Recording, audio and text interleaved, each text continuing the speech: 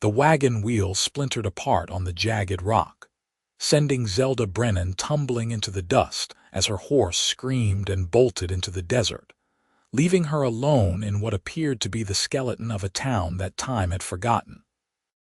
She lay there for a moment, stunned, her lungs struggling to pull in the scorching New Mexico air.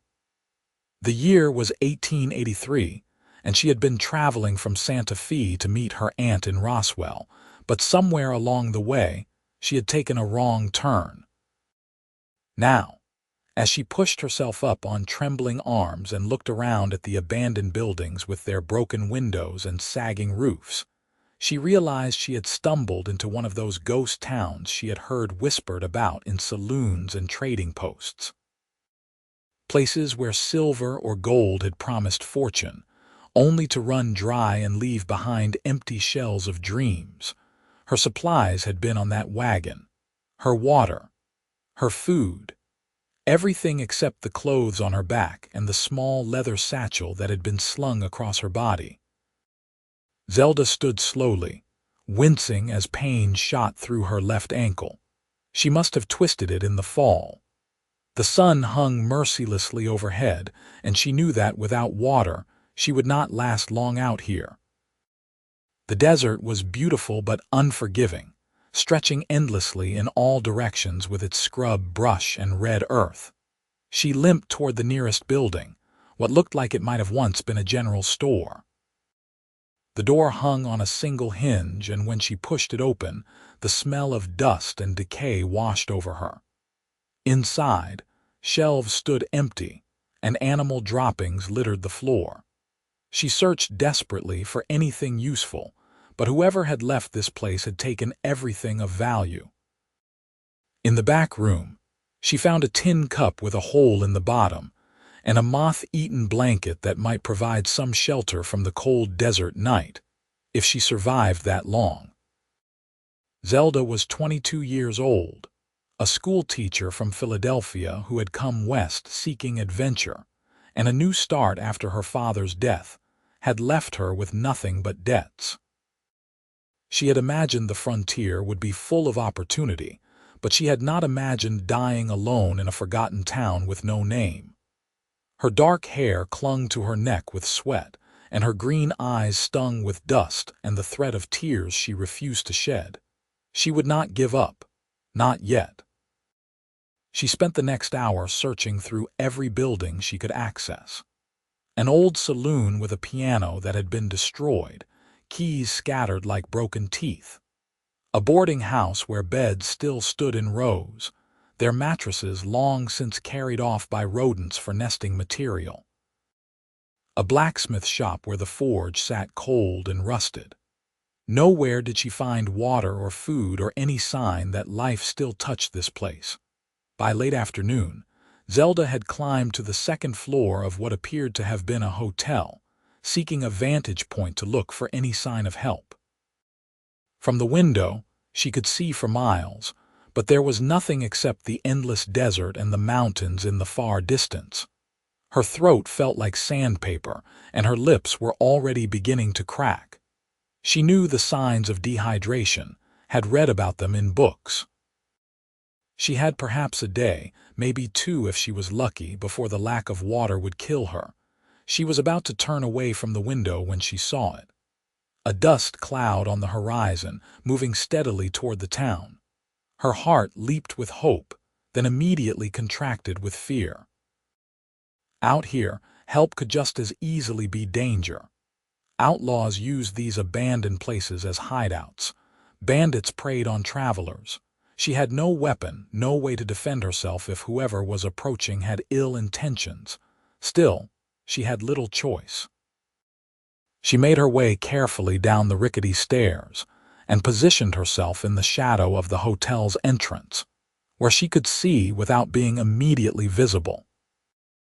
The dust cloud grew closer, and eventually she could make out the shape of a single rider on horseback, leading what looked like a pack mule behind him. As the rider entered the town, Zelda got her first clear look at him. He was tall, sitting easy in his saddle the way men did who had spent their whole lives on horseback. He wore a wide-brimmed hat that shadowed his face, a dark vest over a shirt that had once been white and worn leather chaps. A gun belt hung at his hip, but his hand was nowhere near the weapon. He seemed to be surveying the town with casual interest, as though he had seen 100 ghost towns before, and this was nothing new. The horse he rode was a beautiful roan with intelligent eyes, and it picked its way carefully through the debris-strewn main street. When the rider reached the center of town, he pulled his horse to a stop and sat there for a long moment, looking around. Then, to Zelda's surprise, he called out, "Anyone here?" His voice was deep and carried easily in the stillness. "Saw wagon tracks leading in. If you need help, I am not here to harm you." Zelda pressed herself further into the shadows, her heart pounding. It could be a trick. He could be trying to draw her out. But something in his voice, a certain straightforwardness, made her want to believe him. And really, what choice did she have? She was going to die here anyway if she did not take the chance. She stepped out into the sunlight, and immediately his head turned toward her. Now she could see his face beneath the hat. He was perhaps 25 or 26, with strong features bronzed by the sun, a straight nose and eyes that even from this distance appeared to be a striking blue. A few days' worth of dark stubble covered his jaw, and when he saw her, his expression shifted from wariness to concern. "Madam," he said, touching the brim of his hat in greeting. He dismounted in one fluid motion and took a step toward her, then seemed to think better of it and stopped. "Are you hurt?" "My wagon broke," Zelda said, her voice coming out rougher than she intended. "My horse ran off. I have no water." His expression tightened. Without another word, he turned to his horse and pulled a canteen from where it hung on his saddle. He walked toward her slowly, as though approaching a skittish animal, and held it out. "Drink. Not too fast, or you will make yourself sick." Zelda took the canteen with shaking hands and lifted it to her lips. The water was warm but tasted better than anything she had ever drunk in her life. She forced herself to take small sips, though every instinct screamed at her to gulp it down. When she lowered the canteen, he was watching her with those blue eyes, and she felt suddenly self-conscious of how she must look, covered in dust and sweat, her hair falling out of its pins. "Thank you," she said, handing the canteen back. "I thought I was going to die here." "You might have," he said bluntly but not unkindly. "It is a hard land for those who do not know it. Where were you headed?" "Roswell, to meet my aunt. I took a wrong turn somewhere and ended up here. I do not even know what this place is called." "It does not have a name anymore," he said. Silver Mine played out about 5 years back, and everyone left. It is just another dead town now. Roswell is about 20 miles northeast of here. You were going west instead of east. 20 miles. It might as well have been 1,000 without a horse or water. Zelda felt her shoulders sag with the weight of her situation. "I see." He studied her for a moment, and she could see him making some kind of decision. Then he said, "I will take you home." The words were simple, direct, but they hit Zelda with unexpected force. Home. She did not even know where home was anymore, but the offer of safety, of rescue, made her throat tight with emotion she struggled to contain. "I cannot pay you," she said. "I lost everything when the wagon broke." He shook his head. "I am not asking for payment." Cannot leave a woman stranded in the desert, would not be right. He gestured toward his horse. "Can you ride?" "Yes," Zelda said, though her ankle throbbed in protest at the thought. He must have seen her wince because he frowned. "You are injured." "Just a twisted ankle. It is not bad." "Let me see." "I assure you it is fine." He fixed her with a look that suggested he had dealt with stubborn people before. "Madam, if it is badly injured, we need to wrap it before we travel, or it will only get worse. Please." There was something about the quiet authority in his voice that made Zelda comply. She sat down on the edge of the wooden walkway and gingerly lifted her skirt to reveal her boot. The leather was scuffed and dusty, and when she tried to remove it, pain shot up her leg. "Stop," he said, kneeling in front of her. "You are going to make it worse." "May I?" she nodded, not trusting her voice. His hands were surprisingly gentle as he unlaced her boot and eased it off. Her ankle was swollen and already showing the purple tinge of bruising. He touched it carefully, testing the bones, and she hissed in pain. "Not broken," he said after a moment, "but it is a bad sprain. You should stay off it as much as possible." He reached into the saddlebag he had brought with him and pulled out a length of clean cloth. With efficient movements, he wrapped her ankle, providing support without cutting off circulation. When he was done, he helped her boot back on, though he left the laces looser than before. "Thank you," Zelda said. "I do not even know your name." He stood and offered her his hand to help her up. Dalton Abbott, Zelda Brennan." She took his hand, surprised by the calluses she felt there, the strength tempered with care. "Pleased to meet you, Miss Brennan, though I wish it were under better circumstances." He studied the sky, where the sun was beginning its descent toward the horizon. "Too late to start for Roswell now. We will have to camp here tonight and leave at first light. There is still some water in the old well behind the hotel, I know. The pack mule is carrying enough supplies for both of us." The thought of spending the night in this ghost town made Zelda uneasy, but she understood the wisdom of it. Traveling in the dark in unfamiliar territory was dangerous, especially with an injured ankle. All right. Dalton proved to be resourceful and efficient. While Zelda rested her ankle, he cleared out one of the more intact buildings, a small office that had once belonged to the mining company, and created a space for them to sleep. He built a fire in what remained of the fireplace, and the smoke drew up through the chimney, which miraculously still worked. From his pack, he produced dried beef, hardtack, and cans of beans, which he heated over the fire. As the sun set and the desert cooled rapidly, they sat across the fire from each other, eating in companionable silence. Zelda was ravenous, and the simple food tasted better than the finest meals she had eaten back east. Dalton ate slowly, his gaze occasionally drifting to the darkened doorway, alert even in this moment of rest.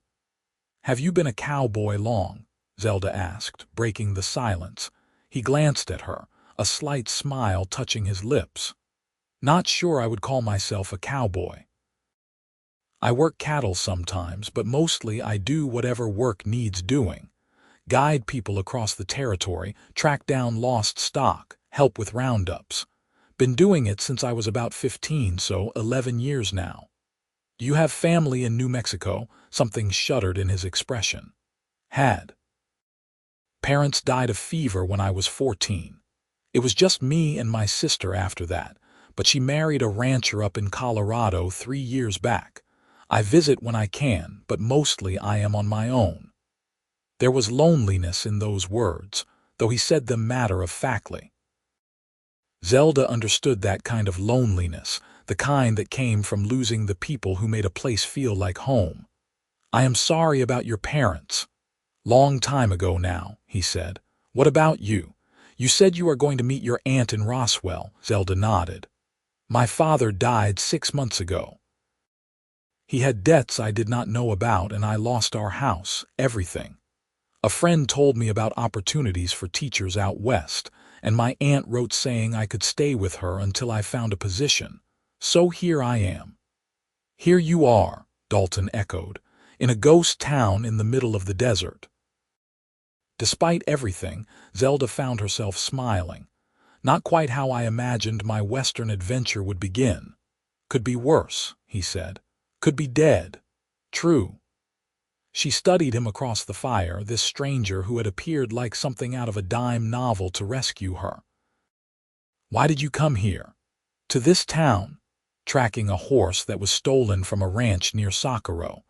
Trail led this way, but it looks like whoever took it moved on.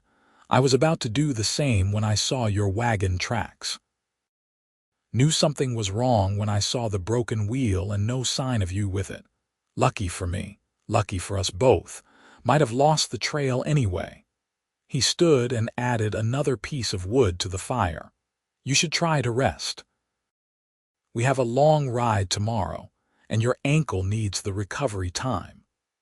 Dalton had laid out bedrolls on opposite sides of the small room, maintaining a respectful distance. Zelda knew she should be afraid, alone with a strange man in an abandoned town, but something about Dalton made her feel safe.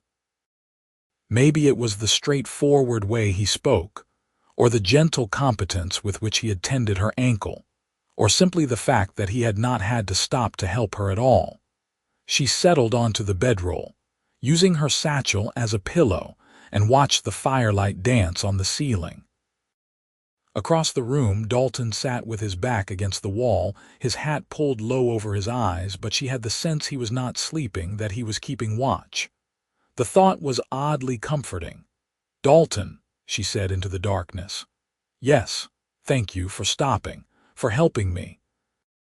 There was a pause, then his voice came, quiet and sincere. "You are welcome, Zelda." The sound of her name in his low voice sent an unexpected warmth through her chest. She closed her eyes and, despite the strangeness of her situation, fell into an exhausted sleep. She woke once in the night to find Dalton adding wood to the fire, his movements careful and quiet so as not to disturb her. In the firelight, his profile was strong and handsome, and she found herself wondering about him, about the life he led drifting from job to job across the territory. Then she drifted back to sleep, feeling safer than she had in months. Morning came with pale light filtering through the gaps in the walls. Zelda woke to the smell of coffee, and she sat up to find Dalton crouched by the fire, heating water in a battered tin pot. He looked up when she stirred and offered her a cup. "How is the ankle?" he asked. She tested it carefully. It was still sore and swollen, but the sharp pain from yesterday had diminished to a persistent ache. "Better, I think." "Good. We will take it slow, but we should reach Roswell by late afternoon if we leave soon." They ate a quick breakfast of the remaining hardtack and jerky, washed down with the strong coffee, and then Dalton helped her outside. The morning air was cool and fresh, the heat of the day not yet upon them. The ghost town looked less menacing in daylight, just sad and forgotten, a reminder that even the boldest dreams could crumble. Dalton helped her up onto his horse, and the animal stood patient and steady as she settled into the saddle. Then Dalton swung up behind her, his arms coming around her sides to take the reins. Zelda tensed at the sudden proximity, very aware of his solid presence at her back, the warmth of him in the cool morning air. "All right?" he asked, his voice close to her ear. "Yes," she managed. They set off at a steady walk, the pack mule trailing behind them on a lead rope. The desert stretched out before them, beautiful in its starkness, the red earth and sparse vegetation taking on shades of gold in the early light. They traveled in silence for a while, and Zelda found herself relaxing into the rhythm of the horse's gait, into the strange intimacy of riding double with this man she barely knew. "Tell me about Roswell," she said eventually. "What is it like, growing?" Dalton said. "Started as a settlement about 10 years back. Has a main street with shops, a hotel, a few saloons, some good ranching land around it. Your aunt lives there." "Yes. She and her husband own a boarding house. He is a carpenter, does work around town. I have never met him, but her letters are always kind." "That is good. You will need kind people around you while you get settled." There was understanding in his words, and Zelda realized he knew what it was like to be alone, to have to build a life from nothing. "Do you ever stay in one place?" she asked. "Or do you prefer moving around?" "Never thought much about it," he said. "Got used to moving after my sister left. Seemed easier than putting down roots somewhere on my own." Do you get lonely? She felt him shift slightly behind her. Sometimes. But I have my horse, the work keeps me busy. It is a life. But not much of one, Zelda thought. She understood, though. After her father died, she had thrown herself into preparing for this journey west, into the logistics of survival, because it was easier than facing the gaping loneliness his absence had left. As the morning wore on and the sun climbed higher, the heat began to intensify. Dalton stopped periodically to let them drink water and rest the horse. During one of these stops, they sat in the shade of a large rock formation, and Zelda found herself studying him more openly. In the bright light, she could see the lines at the corners of his eyes from squinting into the sun, the weathered quality of his skin that spoke of years spent outdoors. His hands, resting on his knees, were scarred and strong, the hands of someone who worked with them every day. He caught her looking and raised an eyebrow. "Something on your mind?" Zelda felt heat rise to her cheeks that had nothing to do with the sun. "I was just thinking how different your life must be from mine. I spent my days in a schoolroom in Philadelphia. The wildest thing that happened was when one of the boys brought a frog to class." Dalton's lips curved in a genuine smile, and it transformed his face, made him look younger and more approachable. "I would have been that boy when I was young. My mother despaired of keeping me clean and out of trouble. I imagine you were a handful. My sister would say I still am." He stood and offered her his hand. "We should keep moving. Want to get you to your aunt before dark." The afternoon stretched long and hot as they traveled northeast. Dalton kept up a steady pace, and he proved to be good company, pointing out landmarks and telling her about the territory. He knew the land intimately, could read the signs of weather and wildlife, knew which plants were safe to eat and which springs held water. It was a different kind of education from what Zelda had received in her schooling, but no less valuable. "You love it out here," she observed. "The desert." "I suppose I do," he said.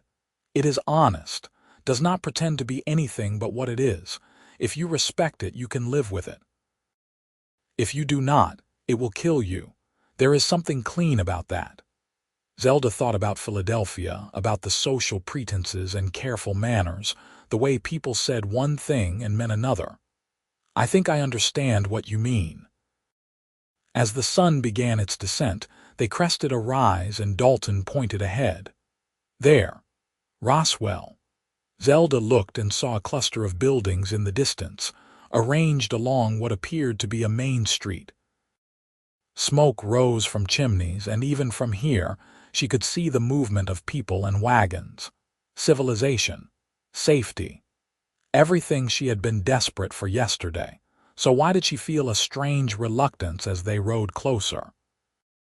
They entered Roswell from the west, riding down the dusty main street past a mercantile, a bank, a building with a sign proclaiming it to be a land office.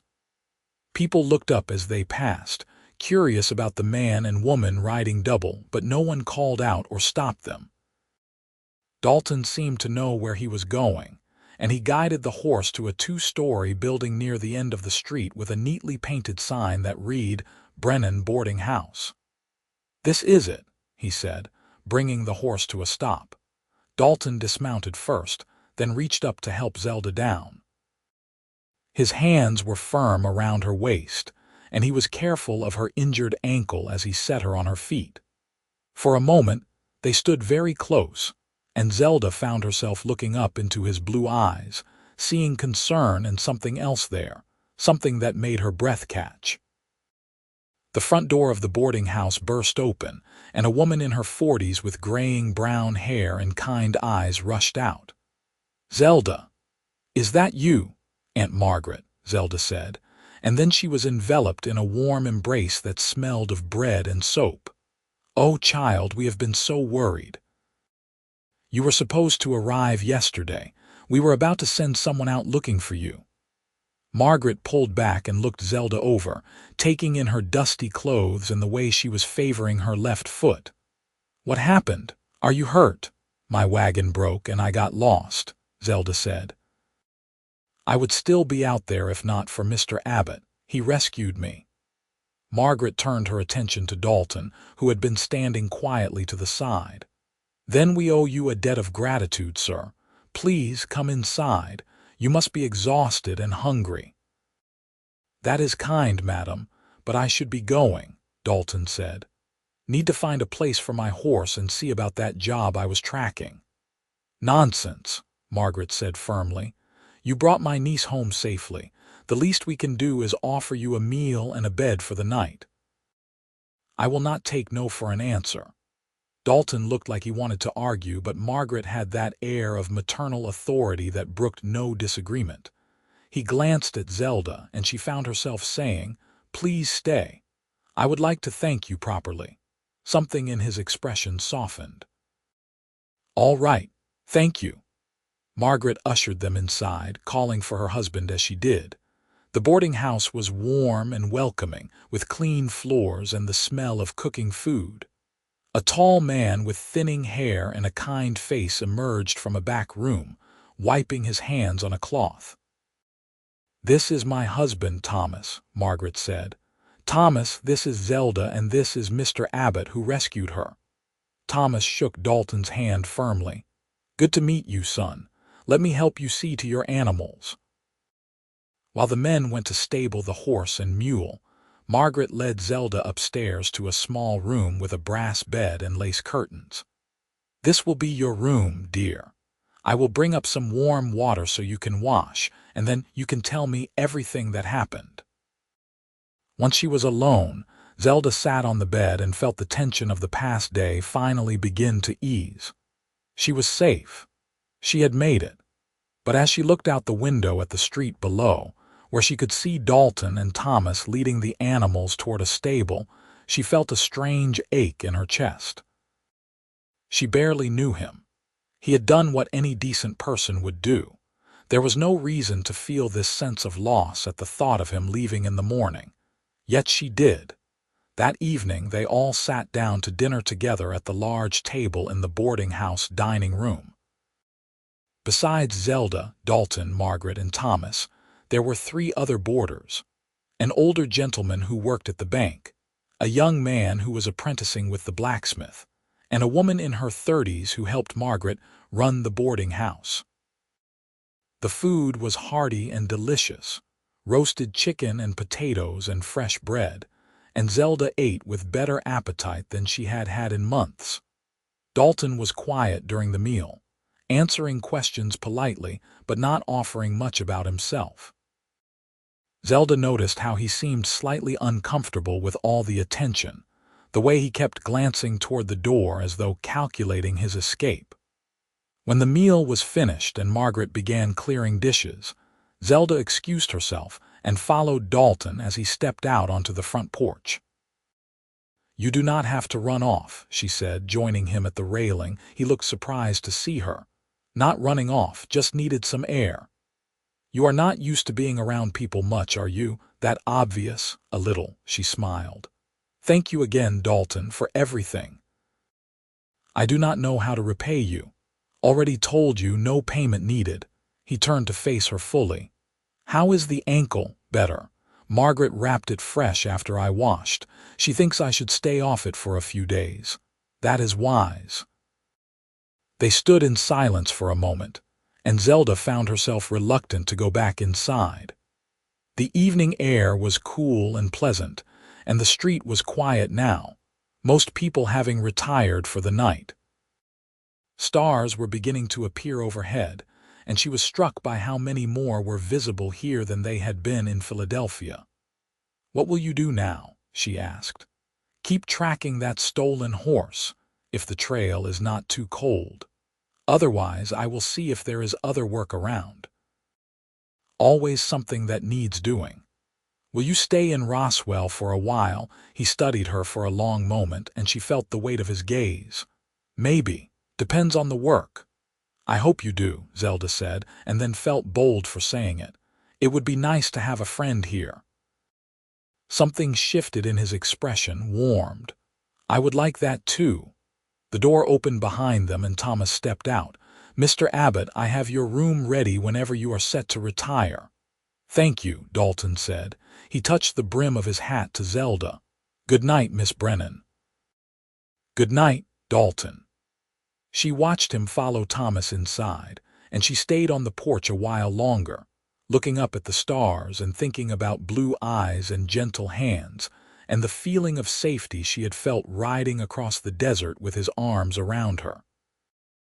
Over the next few days, Zelda rested her ankle and began to settle into life in Roswell. Margaret and Thomas were wonderful hosts, treating her like the daughter they had never had. Margaret introduced her to people around town, and Zelda learned that there was indeed a need for a teacher. The current school teacher was an elderly woman planning to retire at the end of the term, and the town council was already looking for a replacement. Dalton did not leave the morning after they arrived, as Zelda had feared he might. Instead, he stayed, taking a job helping at the livery stable while he continued to ask around about the stolen horse. Zelda saw him periodically as she moved around town, and each time they would stop to talk. She learned more about him in these conversations, that he loved horses and had a gift for working with difficult ones, that he had taught himself to read from an old Bible his mother had left him, that he had once traveled all the way to Texas and back on a cattle drive. In turn, she told him about her life in Philadelphia, about her students and the books she loved, about her father who had been a clerk, and how his death had upended everything she thought her life would be. Dalton listened with genuine interest, asking thoughtful questions, and Zelda found herself looking forward to these encounters more than she wanted to admit. 2 weeks after her arrival in Roswell, Zelda met with the town council about the teaching position. They were a group of local businessmen and ranchers, and they asked her about her qualifications and her philosophy of education. Zelda spoke passionately about the importance of learning, about how education opened doors and created opportunities, and when she left the meeting, she felt it had gone well. She was walking back to the boarding house when she heard raised voices coming from the alley beside the general store. She slowed, recognizing one of the voices as Dalton's. "I am telling you that is the horse," Dalton was saying, his tone firm but controlled. "See that mark on the left flank? Matches the description exactly. You calling me a thief?" Another man's voice said, aggressive and defensive. "I bought this horse fair and square from a man over in Lincoln." "Then you were sold stolen property. Either way, the horse needs to go back to its rightful owner." Zelda peered around the corner and saw Dalton standing face to face with a rough-looking man in dusty trail clothes. Between them stood a gray horse with a distinctive white mark on its flank. Several other men had gathered to watch, and the tension in the air was palpable.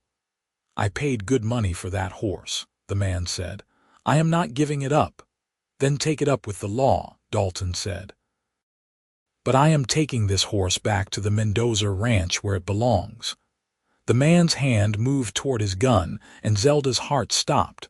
But before he could draw, another voice cut through the tension. "That will be enough, Curtis." A man wearing a sheriff's badge stepped into the alley, his own hand resting casually on his gun belt. He was older, maybe in his 50s, with gray hair and a weathered face that had seen plenty of trouble. "This fellow says my horse is stolen," Curtis said, "but I bought it legal." The sheriff walked over to examine the horse, and Zelda saw recognition flash across his face. "This is the Mendoza horse, all right. Been looking for it for 2 weeks. Where did you say you bought it, Curtis?" From a man in Lincoln. Did not catch his name. Convenient. The sheriff turned to Dalton. "You working for the Mendozas?" "They hired me to track the horse after it was stolen. I have been following the trail for 10 days. The sheriff nodded slowly. Curtis, you are going to have to come with me and make a statement. If your story checks out, we will track down whoever sold you the horse, but the animal goes back to the Mendozas. Curtis looked like he wanted to argue, but the presence of the sheriff's gun and the watching crowd made him think better of it. Fine, but I want my money back. Take it up with the judge, the sheriff said. He turned to Dalton. Good work tracking this. The Mendozas are good people. They will be glad to have their horse back. Dalton nodded, and Zelda saw him relax slightly, his hand moving away from his own gun. As the sheriff led Curtis away and the crowd dispersed, she stepped out from her hiding spot. That was dangerous, she said. Dalton turned, surprised to see her. How much did you hear? Enough. What if he had drawn on you? He would not have been fast enough. There was no bravado in the statement, just fact. You cannot know that. Yes, I can. He studied her worried face and his expression softened. I am careful, Zelda. I do not take unnecessary risks, but this is my job and that horse needed to be returned. I know, She trailed off, not sure how to express the fear that had gripped her when she saw that man's hand move toward his gun. You were worried about me, Dalton said quietly. Yes. There was no point in denying it. He stepped closer and she could see the dust on his shirt, smell the leather and horse and sun-warmed cotton scent of him. I am glad you were not here earlier. Did not want you to see that. Why not? Because I like the way you look at me. Did not want that to change.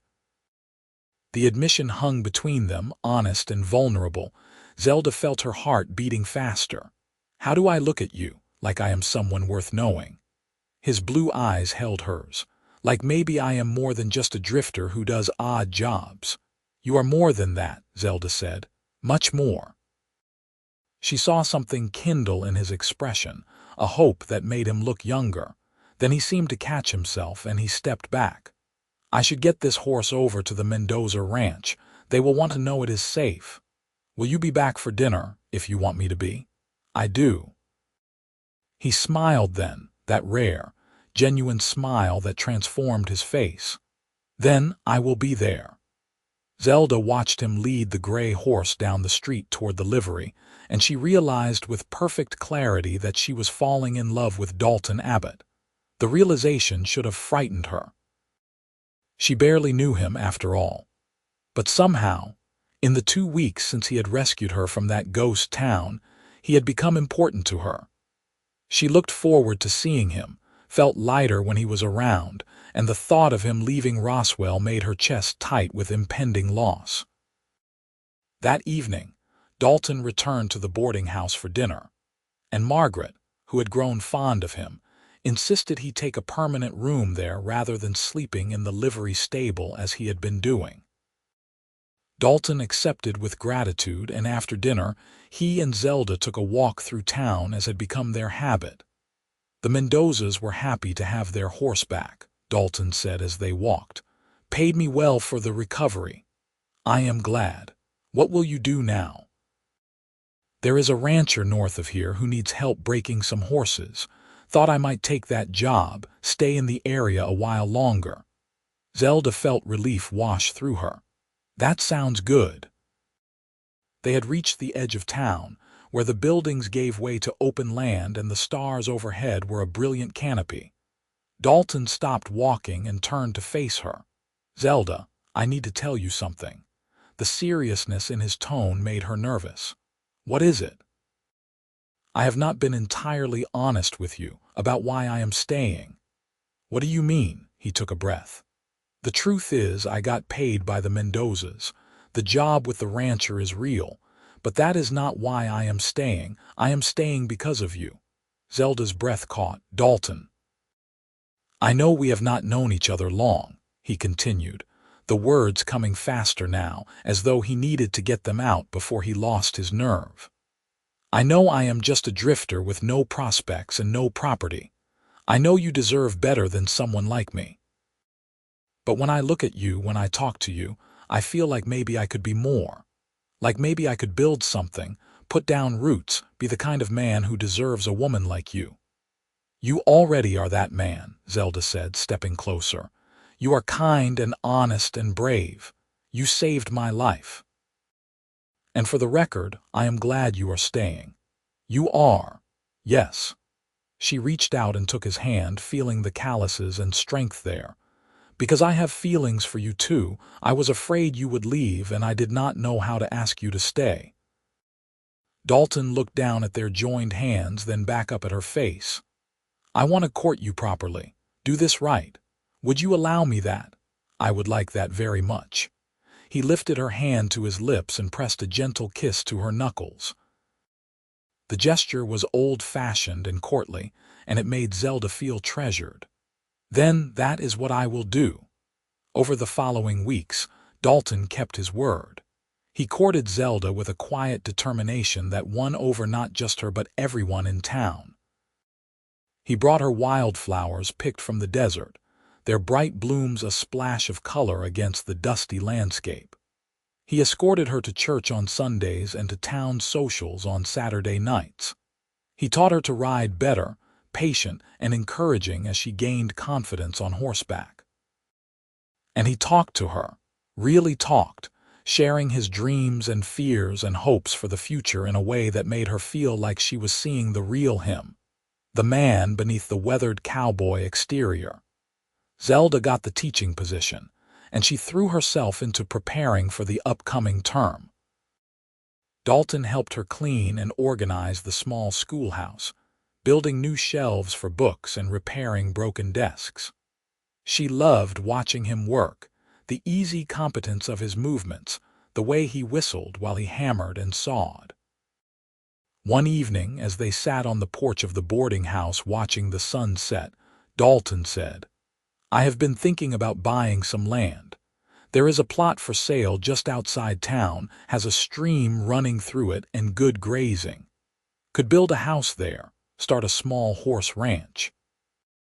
Zelda turned to look at him. "You want to settle down?" "I want to build something permanent, something that lasts." He met her eyes.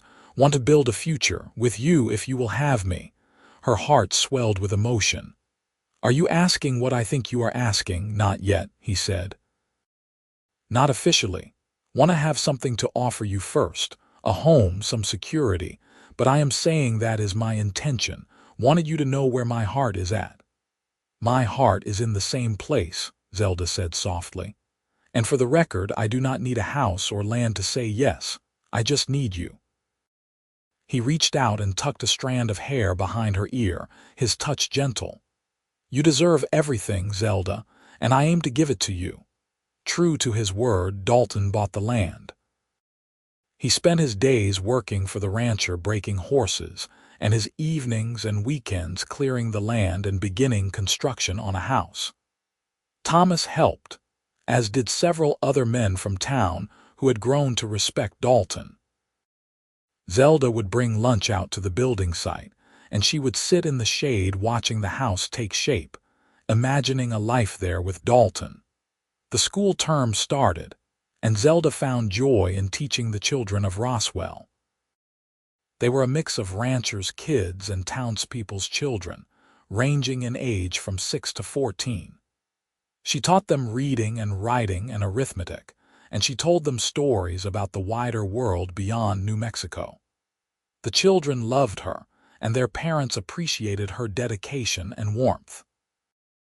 One of her students was a 10-year-old girl named Maria Mendoza, daughter of the rancher whose horse Dalton had recovered. Maria was bright and eager to learn, and she often stayed after class to ask Zelda questions about books and history. Through Maria, Zelda got to know the Mendoza family better. They were good people who had built a successful ranch through hard work and determination, and they were grateful to Dalton for returning their horse.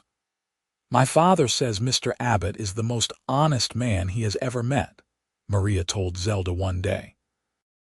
"He says if everyone was like Mr. Abbott, the territory would be a better place." Zelda smiled. "Your father is a wise man." As autumn arrived and the brutal heat of summer began to ease, the house on Dalton's land took shape.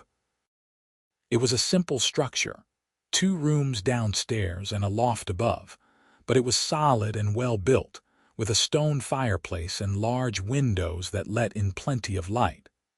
Dalton built a barn for the horses he planned to raise and a corral for breaking them.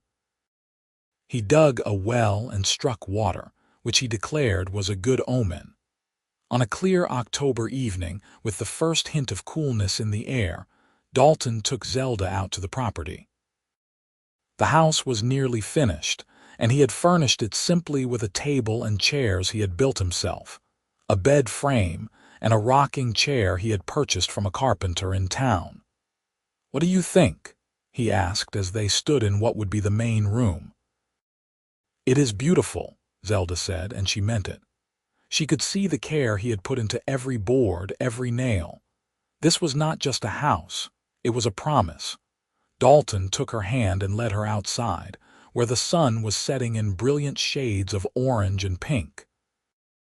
The stream he had mentioned babbled nearby, and the land stretched out in gentle rolling hills dotted with pinon and juniper.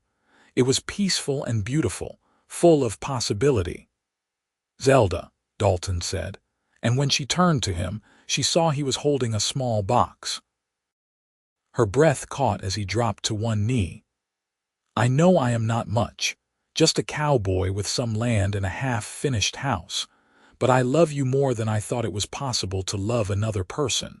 You make me want to be better, to build something lasting, to put down roots and stay. Will you marry me? Will you make this house a home and build a life with me?" Tears blurred Zelda's vision as she looked down at this good, honest man who had saved her life and then captured her heart. "Yes," she said, her voice thick with emotion. "Yes, Dalton, I will marry you." He stood and opened the box, revealing a simple gold band with a small diamond. It was not elaborate, but it was beautiful, and when he slipped it onto her finger, it fit perfectly. Then he pulled her into his arms and kissed her for the first time, and Zelda felt like she was finally, truly home. They were married in November in the small church in Roswell. Margaret cried through the entire ceremony, and Thomas gave Zelda away with fatherly pride. The whole town turned out for the wedding, testament to how much both Zelda and Dalton had become part of the community. Maria Mendoza was one of Zelda's attendants, and the Mendoza family provided the food for the celebration afterward. Zelda wore a simple white dress that Margaret had helped her sew, and Dalton wore his best clothes, his hair neatly trimmed and his face clean-shaven for the occasion.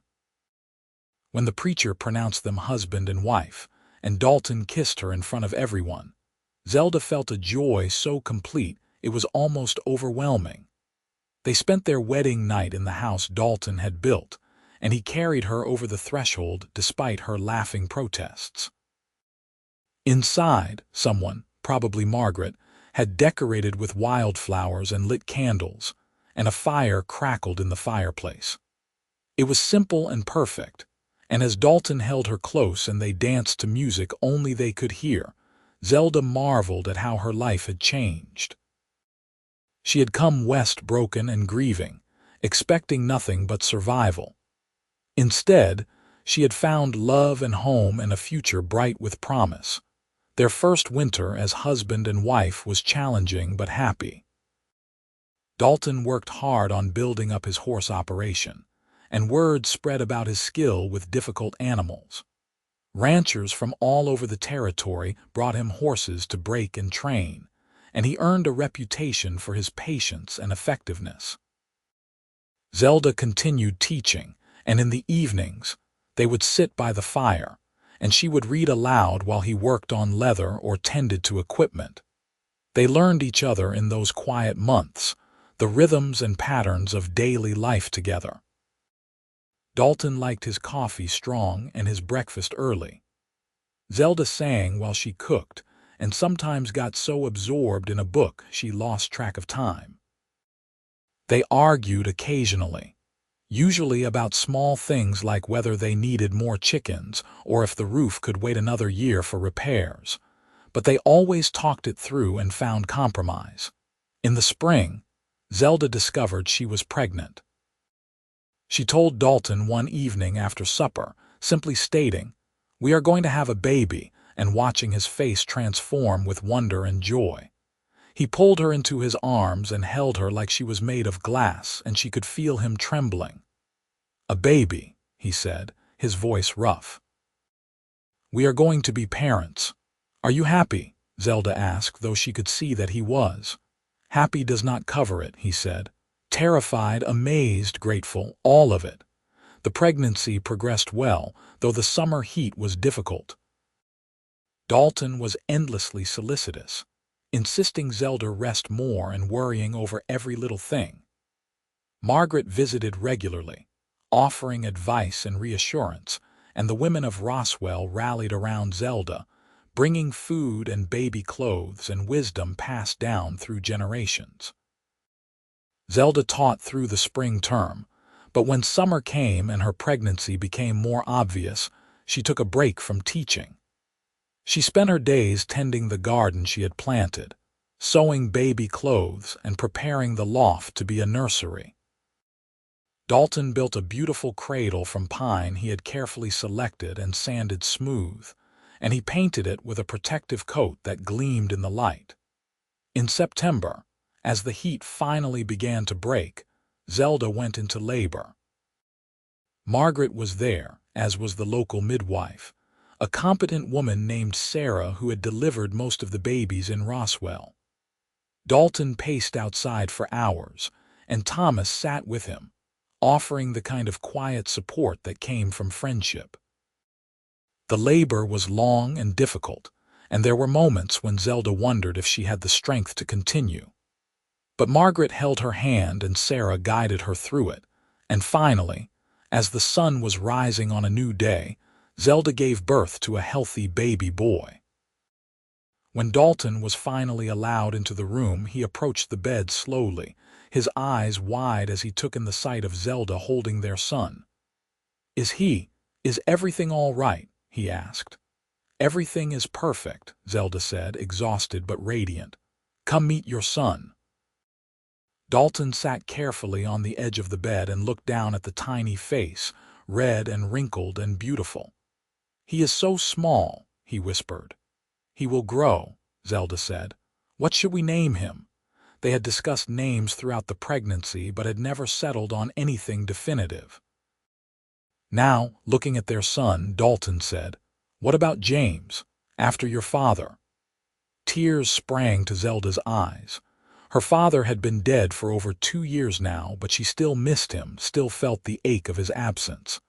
To name their son after him felt like a way to keep his memory alive. "James," she said. "James Abbott. I love it." James was a good baby as babies went. He cried when he was hungry or needed changing, but he also slept well and seemed to enjoy being held. Dalton was a natural father, patient and gentle, and Zelda loved watching him with their son. He would hold James for hours, talking to him about horses and the land, about the life they would build together. As James grew from a baby into a toddler, the horse ranch prospered. Dalton hired a young man named Sam to help with the work, and together they built a reputation for producing quality horses that were well-trained and reliable. Ranchers came from as far as Texas to buy from Dalton, and the money allowed them to expand the house, adding 2 more rooms downstairs and making the loft into proper bedrooms. Zelda returned to teaching when James was 2, bringing him with her to the schoolhouse. He would play quietly in the corner while she taught, and the older students doted on him. By the time he was 3, he was starting to recognize letters, and Zelda knew he would be reading early. Life was good. They had friends and community. They had work they found fulfilling. They had each other and their son. But Zelda sometimes saw a wistfulness in Dalton's expression when he watched James, and she knew he was thinking about his sister in Colorado, about the nephew and niece he had never met. "We should visit them," Zelda said one evening. "Your sister and her family. We could go in the spring when the weather is good for traveling." Dalton looked up from where he was mending a bridle. "That is a long trip with a young child. James will be fine, and you miss her. I can see it." He set down his work and came to sit beside her on the porch. "I do miss her. It has been almost 5 years since I saw her last. Her children are probably half grown now." "Then we will go," Zelda said firmly. "Family is important." They made the trip in April when James was 3.5. It took 2 weeks of travel by wagon, but the journey was beautiful, taking them through mountains still capped with snow and valleys lush with spring growth. James was a surprisingly good traveler, endlessly curious about everything he saw. Dalton's sister, Emily, lived on a ranch near Pueblo with her husband, Robert, and their 3 children. When they arrived, Emily flew out of the house and threw herself into Dalton's arms, crying and laughing at the same time. "Look at you," she said, pulling back to study his face. "You look happy. Really happy." "I am," Dalton said, and then he introduced Zelda and James. Emily embraced Zelda like a long-lost sister, and she swept James up into her arms, declaring him the handsomest little boy she had ever seen. They stayed for 2 weeks, and it was a joyful time. The children all played together, and Zelda and Emily became fast friends. Robert and Dalton spent hours talking about ranching and horses, finding common ground in their shared love of the land. In the evenings, they would all gather around the fire, and Emily would tell stories about Dalton as a boy, much to his embarrassment and everyone else's delight. "He was always bringing home strays," Emily said. "Injured rabbits, baby birds that had fallen from nests, once even a coyote pup. Our mother said he had the softest heart of anyone she knew." "Still does," Zelda said, smiling at her husband. On their last night there, Dalton and Emily took a walk together while Zelda stayed with the children. When they returned, Zelda could see that Emily had been crying, but she was smiling. "Thank you," Emily said to Zelda, hugging her tightly, "for making my brother happy, for giving him the family he always deserved." "He gave me the same thing," Zelda replied.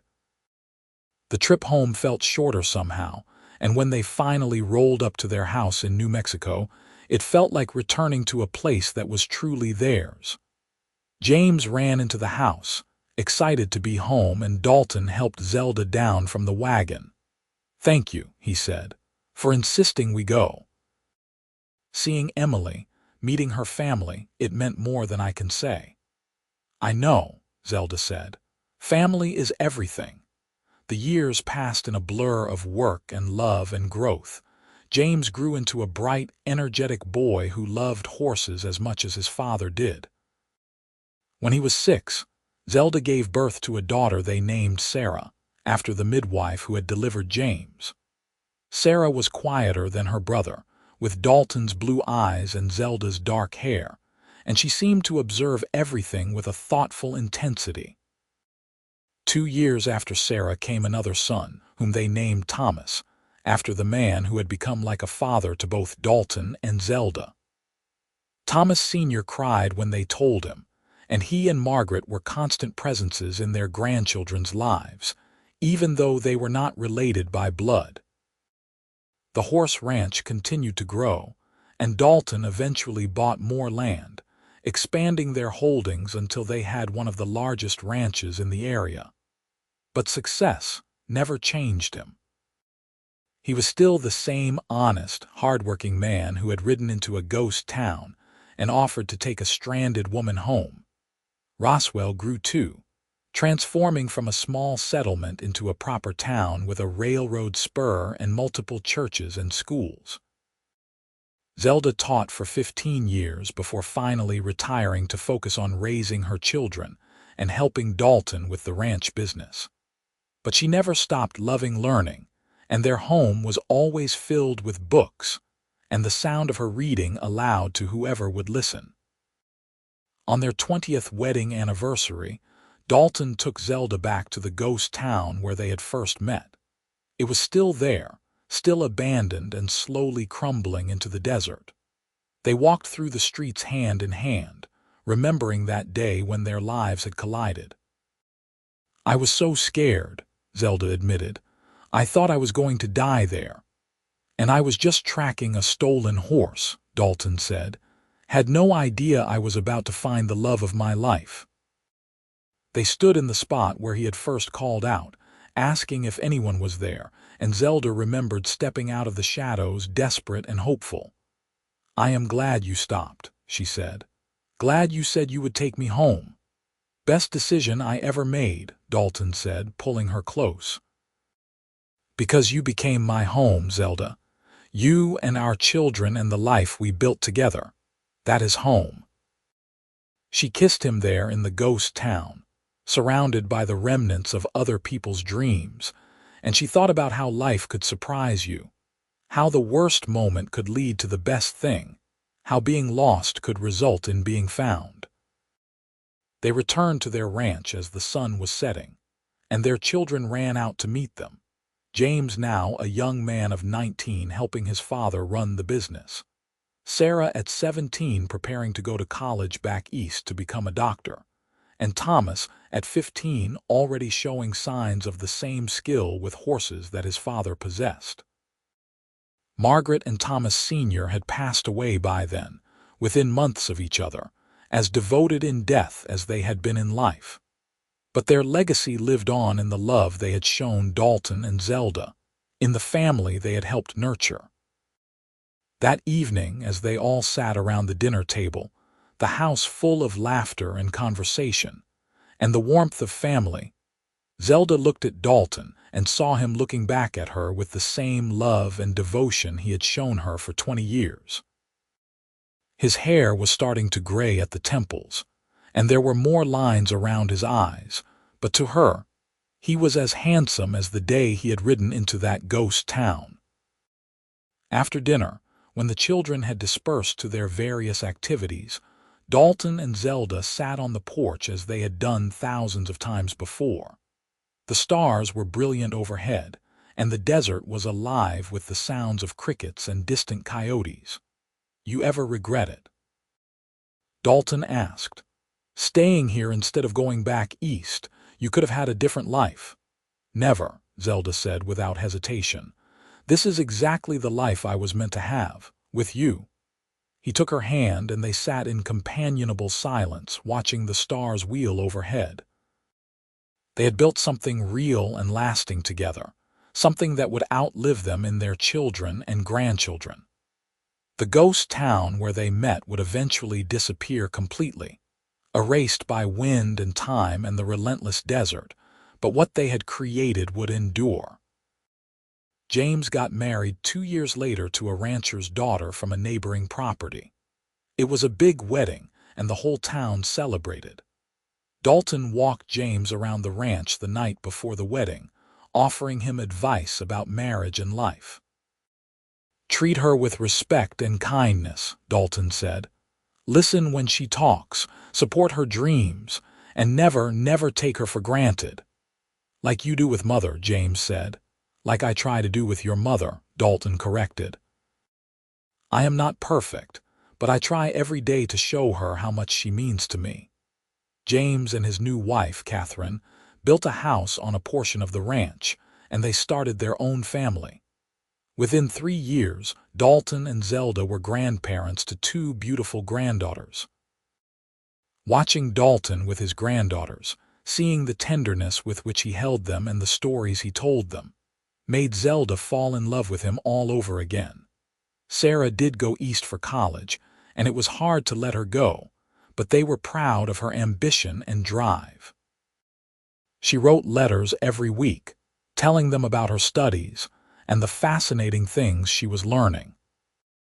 When she came home for visits, she would regale them with stories about medical procedures and scientific discoveries, and Zelda was grateful that her daughter had opportunities she herself had never had.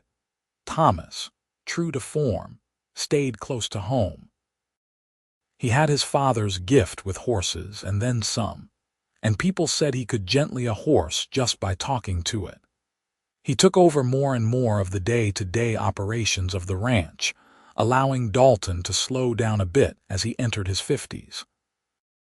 One evening, when Zelda was 53 and Dalton was 56, they took a ride together out to the stream that ran through their property. They did not ride as often as they used to, but this had always been a special place for them, the spot where Dalton had proposed all those years ago. They sat by the water, watching it flow over the rocks, and Dalton said, "I have been thinking about Emily. She wrote that Robert is not doing well, that the doctors say his heart is failing." "I am sorry," Zelda said, taking his hand. "Do you want to go visit?" "Yes. But I also want to ask them to come here. Emily should not have to face that alone, and if Robert does not have much time left, I want her to know she has family who will support her." They wrote to Emily that very night, and 2 months later, Emily and Robert made the trip to New Mexico. Robert was indeed failing, his face gray and his breathing labored, but he was determined to make the journey. They settled into the guest rooms, and Robert lived for another 6 months, surrounded by family. When he died, Emily stayed on. She had no desire to return to Colorado, where everything would remind her of her loss. Instead, she made a home with Dalton and Zelda, and she became an integral part of their family. She helped Zelda with the household and doted on her grandnieces and grandnephews, and slowly, the grief that had consumed her eased into something more manageable. The ranch continued to prosper under James and Thomas's management. They expanded into breeding as well as training, developing a line of horses known throughout the territory for their strength and intelligence. The Abbott name became synonymous with quality, and people came from all over to do business with them. Sarah finished medical school and returned to New Mexico, opening a practice in Roswell. She married a fellow doctor, a quiet man named Peter who shared her passion for medicine and helping people. They built a house in town, and Sarah would come out to the ranch regularly to check on her parents and provide medical care to the ranch hands and their families. As Dalton and Zelda entered their 60s, they began to slow down more noticeably. Dalton's joints ached from years of hard work, and Zelda's eyes were not as sharp as they once had been. But they were content, surrounded by family and the fruits of their labor. The ranch employed 15 people now, and it supported not just their immediate family but the families of everyone who worked there. On their 40th wedding anniversary, the family threw them a huge celebration. The whole town came, and there were speeches and toasts and dancing. James stood up and talked about the example his parents had set, about the values of hard work and integrity and love they had instilled in him and his siblings. Sarah spoke about her mother's dedication to education and her father's quiet strength. Thomas, who was not much for public speaking, simply raised his glass and said, "To the best parents anyone could ask for." When it was Dalton's turn to speak, he pulled Zelda to her feet and held her hand. "40 years ago," he said, "I was a drifter with no roots and no future. Then I rode into a ghost town and found a woman who needed help. I thought I was rescuing her, but the truth is, she rescued me. She gave me a reason to stop moving, to build something permanent, to become the man I always wanted to be. Everything good in my life started the day I met Zelda. So this anniversary is not just about us. It is about what we built together, the family we created, the life we made, and I would not change a single day of it." There was not a dry eye in the house, and when Dalton kissed Zelda in front of everyone, the crowd erupted in applause. That night, lying in bed in the house that Dalton had built with his own hands all those years ago, Zelda said, "We have been blessed." "More than I ever imagined possible," Dalton agreed. "When I was stranded in that ghost town, I thought my life was over. I thought I had lost everything and had nothing left to hope for. And instead, it was just beginning, Dalton said, "because you rode in and said you would take me home. Best thing I ever said." They fell asleep holding hands as they had done for 40 years, as they would do for the rest of their lives. The years continued to pass. Grandchildren grew and had children of their own, making Dalton and Zelda great-grandparents.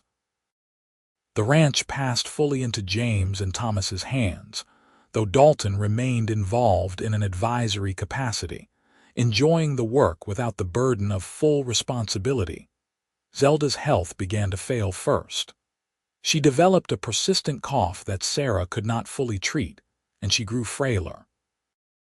But her mind remained sharp, and she spent her days reading and writing letters to her grandchildren and great-grandchildren, passing on family stories and wisdom. Dalton never left her side. Even when his own body protested, aching and tired, he was always there, holding her hand, reading to her, reminiscing about their life together. One spring evening, when the desert was blooming and the air was sweet with the scent of wildflowers, Zelda slipped away peacefully in her sleep. Dalton was holding her hand when it happened, and he sat there for a long time afterward, tears streaming down his weathered face, saying goodbye to the love of his life. They buried her in the family cemetery on a hill overlooking the ranch, and the whole town came to pay their respects. Dalton stood at the graveside, supported by his children, and he spoke of her kindness, her intelligence, her strength, and her love. "She made me better," he said simply. "She made everything better." After Zelda's death, Dalton seemed to age rapidly. He no longer had the same spark, the same drive. His children worried about him, but he assured them he was fine, that he was just tired. He spent his days sitting on the porch, looking out at the land he had built his life on, remembering. 6 months after Zelda died, on a cool autumn morning, Dalton passed away in his sleep. His children found him in the rocking chair on the porch, a peaceful expression on his face, as though he had simply drifted off to join the woman he loved. They buried him next to Zelda, and on the headstone they inscribed the words that had started it all: "I will take you home," because that is what they had done for each other in the end. They had taken each other home, had created a home together, had become each other's home in the deepest sense. The ranch continued, passed down through the generations, each one adding to what Dalton and Zelda had started. The story of how they met became family legend, told and retold to wide-eyed children who could barely imagine a time before cars and electricity, when cowboys still rode the range and ghost towns dotted the desert. But in those stories, in the family that grew from that chance meeting in a forgotten town, in the values of hard work and integrity and love that were passed down through the generations, Dalton and Zelda lived on. Their love story was not just about romance, though there was plenty of that. It was about finding home in another person, about building something lasting from nothing, about the courage to put down roots and stay. The ghost town where they met eventually disappeared completely, swallowed by the desert as though it had never existed. But what Dalton and Zelda created endured, a testament to the power of love and the possibility that exists when two people commit to building a life together. Their story proved that sometimes being lost is just the first step in being found, and that the best journeys are the ones we never planned to take, with people we never expected to meet, leading us to places we never knew we needed to go. In the end, home was not a place. Home was each other, and the life they built together lasted long after they were gone, echoing through the generations in laughter and love, and the stories told around dinner tables and campfires. That was their legacy, their gift to the future, born from a moment of kindness in an abandoned town when a cowboy rode in and said, "I will take you home."